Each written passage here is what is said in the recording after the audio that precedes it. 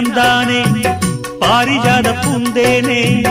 கல்வி போல் காதலை கற்றுத்தர வந்தேனே கற்றுக்கொடு கண்ணாலே கன்னிமயில் உன்னாலே என்னவோ என்னவோ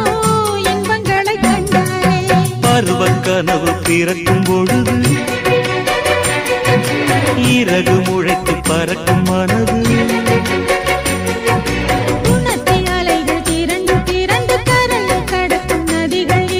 இமைதானே கண்ணை சேர்ந்தது